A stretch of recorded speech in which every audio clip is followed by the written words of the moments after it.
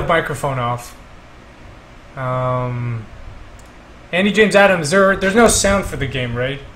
I'm not hearing anything. How's the audio now?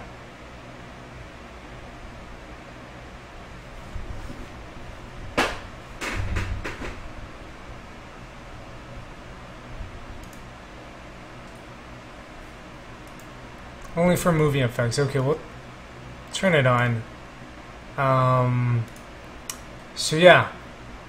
So Andy sent me the this game Unmatch. I checked out the very beginning, and then I was like, well, I figured I would just. I think like I found the most helpful is when I play a game and like in terms of feedback that I've gotten is when people play the game live. Or second best is actually when they record a video of them playing it and comment. Because then what's nice is you can like watch it later and see their thoughts. But so I think well, just to go back there, and I'm just gonna talk about a whole bunch of stuff that I think come to mind.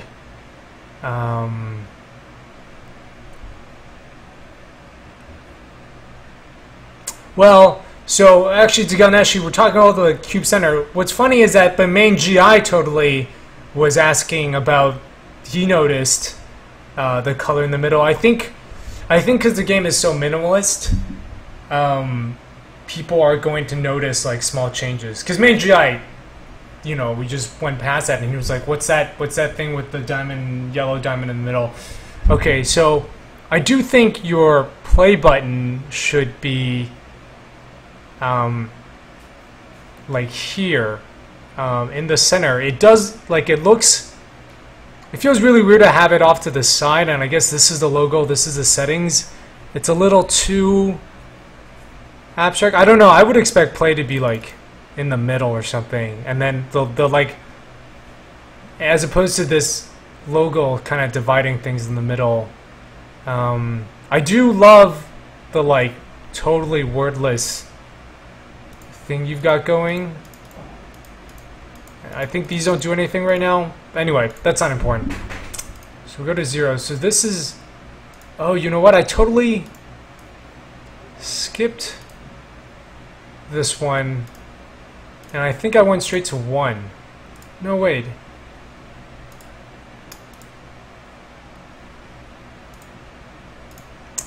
Was there a puzzle I'm missing? I feel like, I remember seeing one that was like orange, orange, green, green, blue, blue.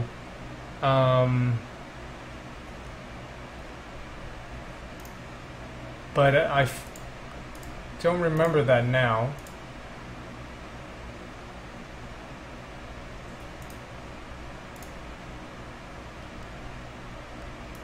Or maybe was that in the settings? Oh, now it's working. Oh, that's for colorblind mode? That's really cool. I don't need that.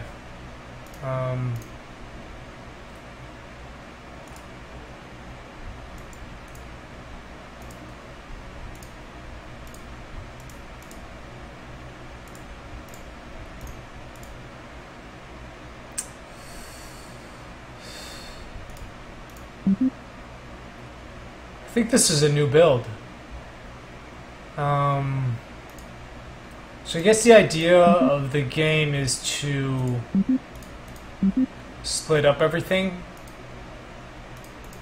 so that nothing, you don't have two the same color.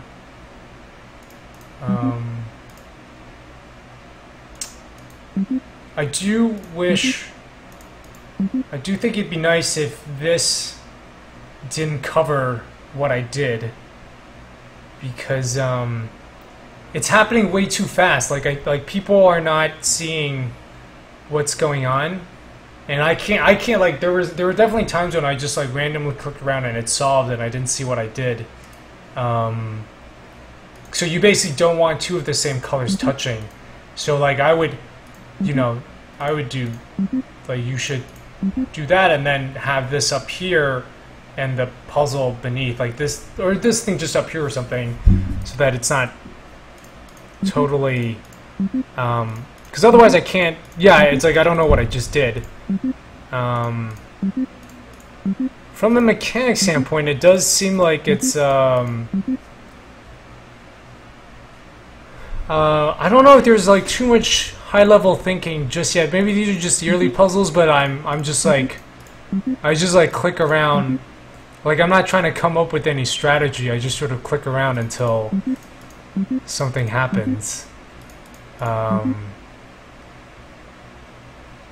assume you'll have like a leaderboard or something. Why don't we skip ahead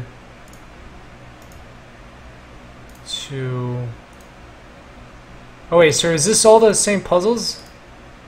Oh, okay. So see, I did... You know what? I accidentally clicked on 24. Because I think I did this. You see, here's the problem, which is this is what happened my first time I played. I clicked play, and then right away I clicked 24, and I went into this. And I think the mechanic here is that you want to...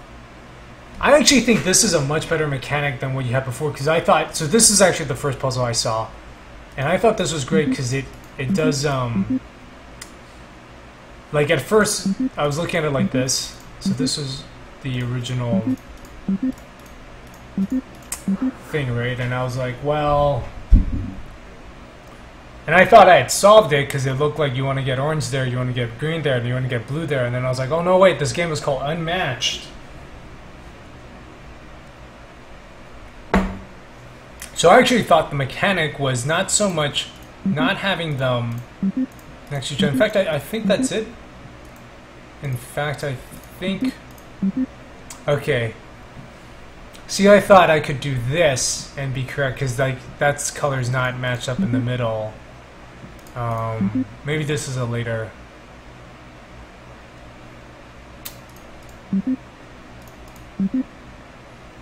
Right, it's like, okay, I want that. Yeah. This got really hard. This one was... Because you want...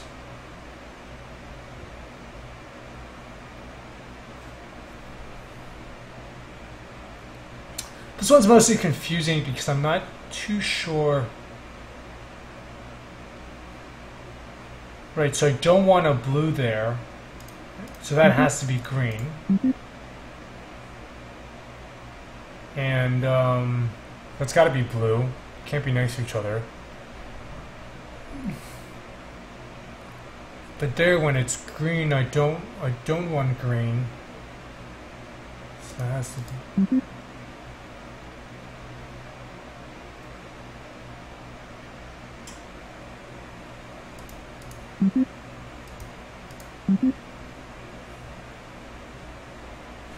Okay, let's see here. This one gets really hard. Oh, did I solve that?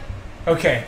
I think that's a problem, because I have no idea what I just did, and I solved it, and I can't see it, so I think it needs, yeah, like, I solved it, and I don't know what I did, and I think Cairo had that same problem where some of the puzzles you could, like, brute force it, and not know what you did, and I think you might...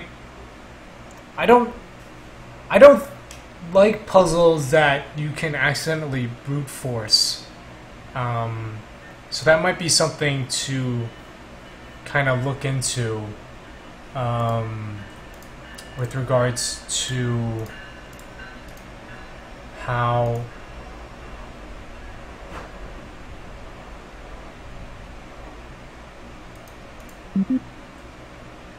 yeah, like, I don't know, like, you know what would be interesting is, like, if you only had a certain number of switches that you could move. Yeah, move limits and time levels, okay. I don't know, I'm not crazy about time levels, because I think, because then it's not thinking, then you just, like, want to press a whole bunch. I think move limits are great. Or, you know what would be cool is if it, like,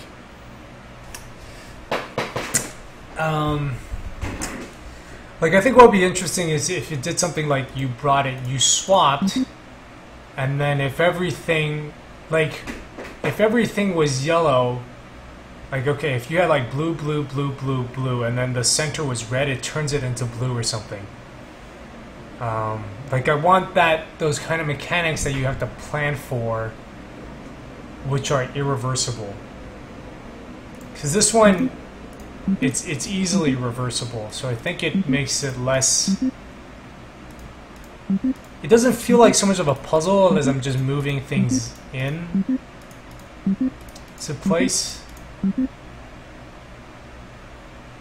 You know, I think if you had some dynamic thing where, like, yeah, if one thing was surrounded, if red was surrounded by a bunch of yellow, then it changed that into yellow or something. That might be interesting. Willie, can I reveal the budget obtained from Indie Fund? No, I don't want to do that.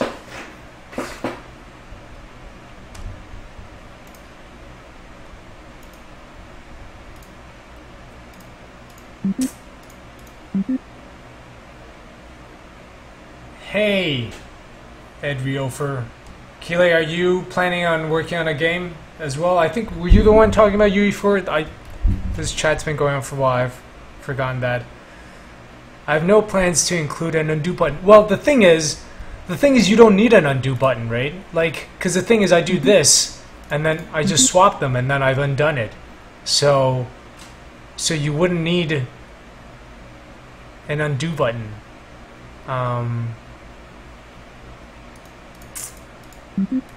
Like, I'm just undoing this right now. Oh, I guess if you had a move limit, the thing is you don't need an undo button. But I guess if you had a move limit, that would be interesting.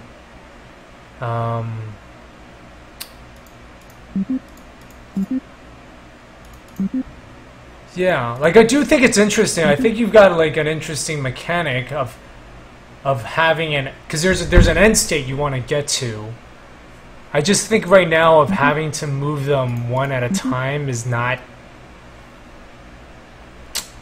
the most interesting iteration of it. Like, and it also feels really slow. I feel if you could do something where,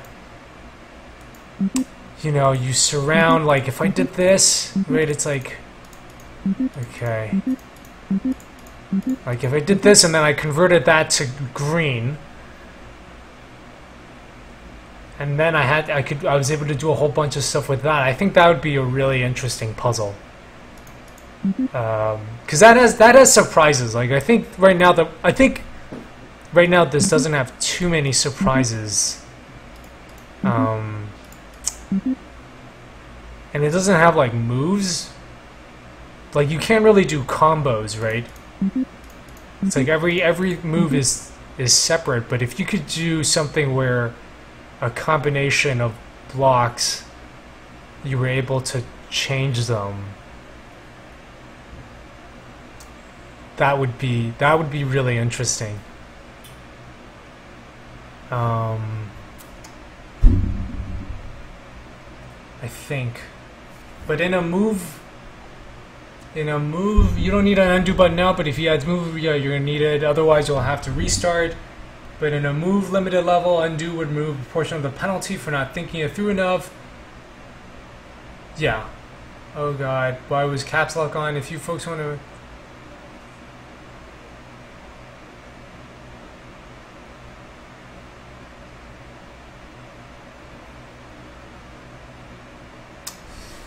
I want there to be more dynamic,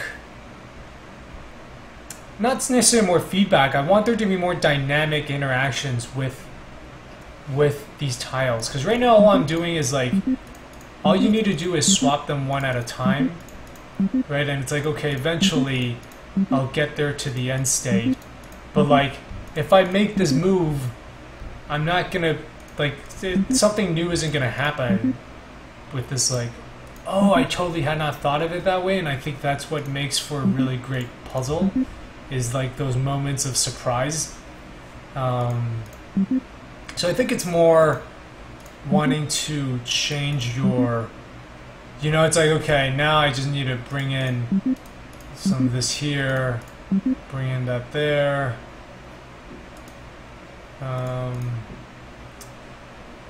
Right, like I just feel like eventually I can brute force my way through it, but if you had something where the interactions between these changed, or it was like, or you know what? Here's another great idea. Well, I don't know if it's a great idea. Here's another idea where it's, let's say it's blue, and it's like you can only place. Let's say it has like it's got like you can only place 2 red cubes, 2 red tiles next to it. So what that means is you can't have this 3rd red tile here. So like how, you know, so that meant you like this one is stuck and you have to bring this one around or something. What else am I thinking of? Yeah, I feel that might be kind of cool.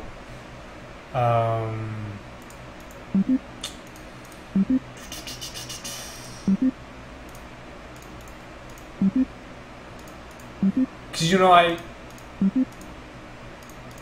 not thinking so much that this puzzle is hard.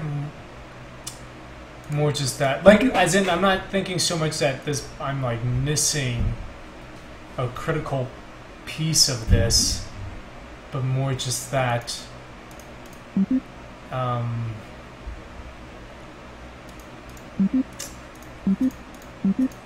you know, I haven't like set up the right combo of moves yet.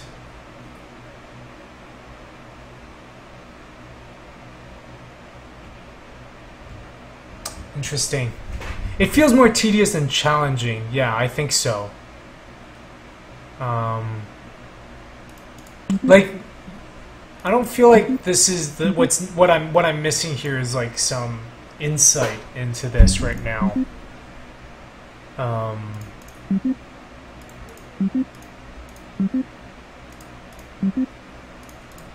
Yeah, that's what I am thinking.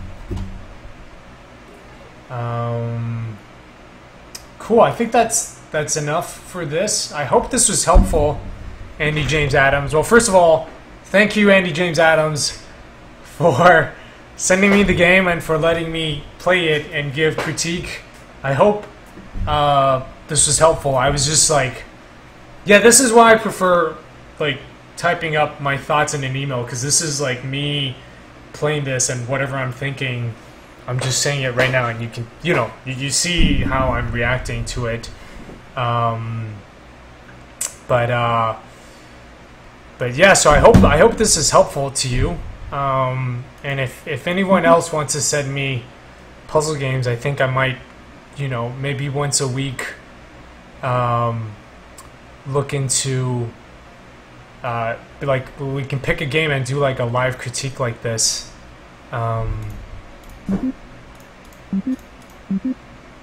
And just out of curiosity, like, what am I missing here? Is this one actually solvable?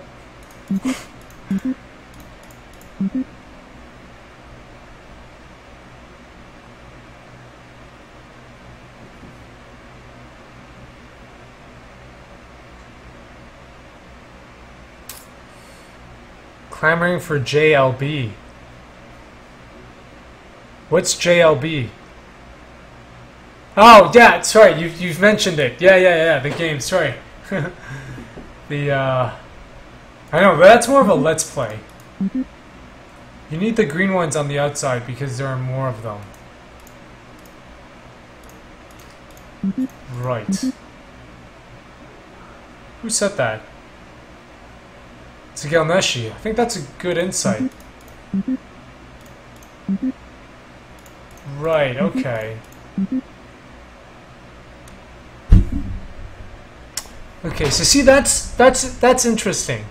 Like, knowing you need to do something like that, but it's like, how can you get to that thinking right away?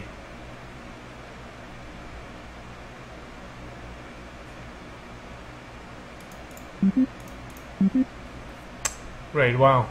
That's pretty awful. But, yeah. Anyway, I think it is. Yeah. So thank you. Yeah, I think there's like a lot of interesting stuff here. I would just love to see. I think you can make it like. I think you can make. Okay, you can't do that. That's cool. I do think you can make this a little more poppy, but that might just be a game feel. Well, it's hard. I think you have something really interesting here. I think you just need to like watch more people play and then hone in on like that most interesting part and make that really big. And then I think just having some more like this thing, it should just be, up there, but I've said that before. Cool. Alright, I'm gonna stop the stream and then go back. Oh yeah, more organic. That's actually not a bad idea. I like the way your niece thinks. That's actually kind of cool.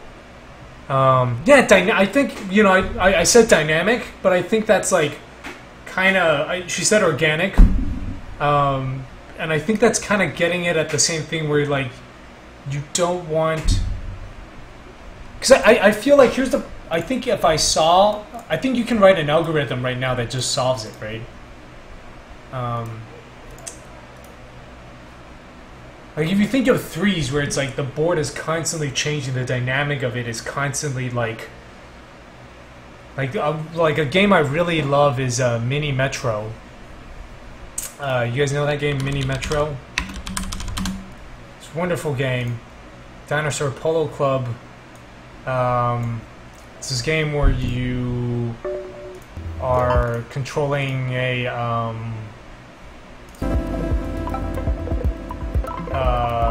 you like control a metro subway system. It's on early access right now, but super cool guys from New Zealand making it. And what's really fun about this game, I was like addicted to it for a while, is that it does it's like this optimization problem that's constantly changing. You're constantly having to like rethink what it is you're trying to optimize. And I feel like if you had that dynamic where moving something here changes the dynamic of the board, that would be really fun. Because it's like you started it this one way, but I could have started this like any other way, and you could have started the puzzle this way, and I would have been sort of more or less the same puzzle of moving things to the right direction. But you had it where these being here next to red has some kind of dynamic going on. I can see that being really fun. It might get really complicated, but where you have these blocks appear in, you have these black, I like the way these work, but you have these appear in when they're surrounded by too many of the other colors. It's like what if these blocks only happen when red is surrounded by two of the same colors. Okay, so it's like what if these black barriers only occur when red is adjacent to only two colors, right? So that would mean you need like you would need this, right? Like then if you brought yellow in, then these barriers would disappear and then you can move red around. I can see that being a lot more interesting. Yeah, I think that's yeah, having dynamic walls, making things more dynamic, making things more organic. Talk to your niece some more. But yeah, anyway, I think that's enough feedback. I'm gonna stop the stream and we'll just take a quick break and I'll come back with some